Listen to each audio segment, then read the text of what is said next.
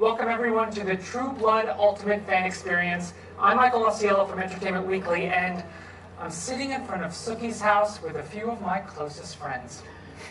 I can't tell you how excited I am to be hosting the event tonight. My history of the vampires pretty much begins and ends with Buffy, so I hardly consider myself a Fang addict. Sort of did that?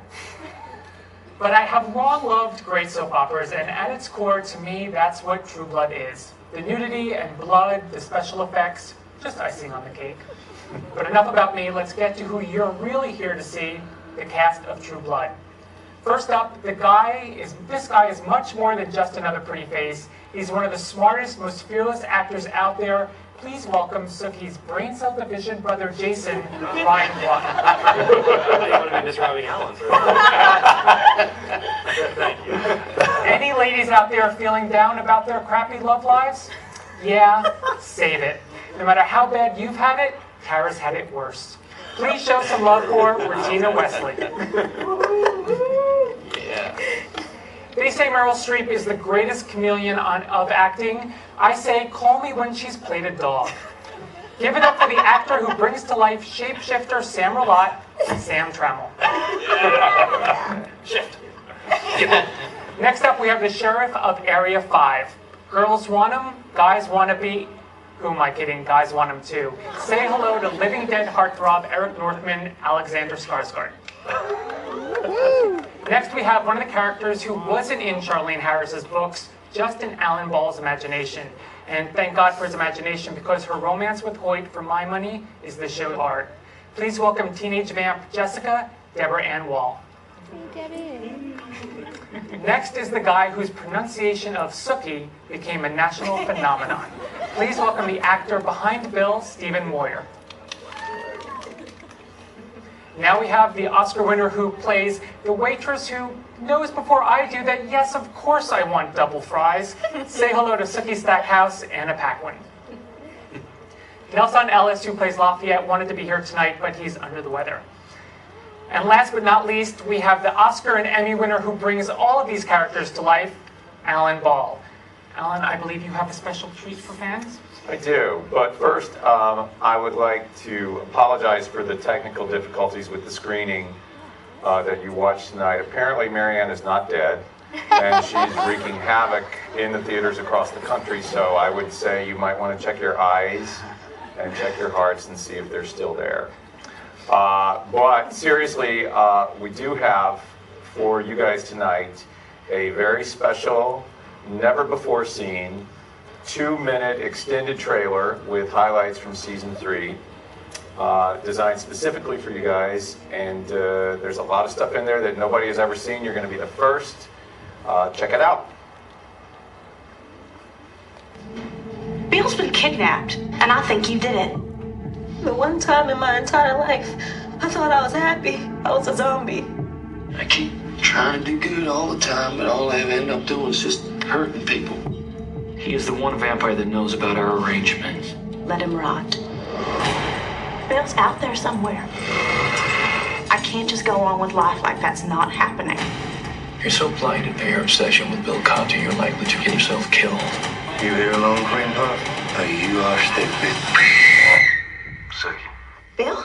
Do not try to find me. I do not wish to be found. Don't move. Put the gun down! It's really you. Tonight, the universe showed me my destiny. Let's say that you did kill somebody. What would you do with the body? I can rip your throat out if I need to. You picking up what I'm putting down? I is. Good. These werewolves are looking for you. They're organized, well-funded, highly trained, no fear of death. You got any of those treatments? Come on, find me! Hold on. Eric Northman sent me. I'm here to look after you. Oh, Sookie. Such a shame she has to pay the price for your stubbornness. There's some darkness in his family territory. You felt this girl for the last time, you hear me? This is blasphemy. This kind of moral anarchy cannot be allowed. How goes the search? Turns out, he's not who I was looking for.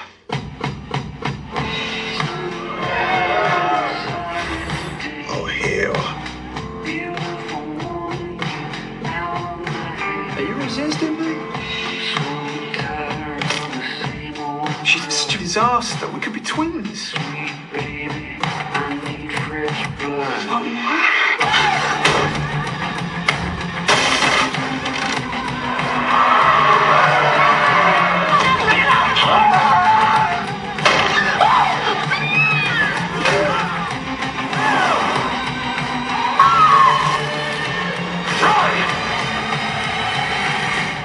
We were doomed from the start. Sweet baby, I need fresh blood. That looks amazing. Now, I know you can't talk too much about season 3, but can you maybe describe what the overall theme of the season is? Yes, I think everybody on the show, every character on the show is struggling with some sort of identity issue. What am I? Who am I? What am I capable of doing? What are the parts of me that I've tried to bury that are coming to the surface? What are things that I haven't been truthful about that are coming out? And I sort of think that's true for everybody. I hope so. This is one of those questions that I just make something up when people ask me what it is. But season 3 is identity and sex and blood and rock and roll. Awesome. Well, we have a question from Nicole about season 3, and here it is. I know Alan is putting his own spin on the books and doesn't plan to remain completely faithful to them, but I'm curious if he can share any of the reasons why so many characters from book 4 and beyond are being introduced in season 3, such as Crystal, Calvin, Felton, Claudine, and Hunter. Well, that's a very good question, Nicole. And part of the problem of taking the books and turning them into a TV show is that the books are all Sookie story. They're all narrated by Sookie. So if we just did what was in the books, you would be working 12 hours a day, 5 days a week. You would be exhausted. And so in mining the world of the books for the other characters who are not immediately involved in the Sookie story or who are not Sookie, we tend to, now that there are 10 books, we tend to go to the books first rather than just making stuff up, because we want to stay true to the world and the spirit of Charlene's books. Got it. Well, one of the big questions this season is, and Jennifer M. articulates it here, is she wants to know when we're going to find out what Sookie is.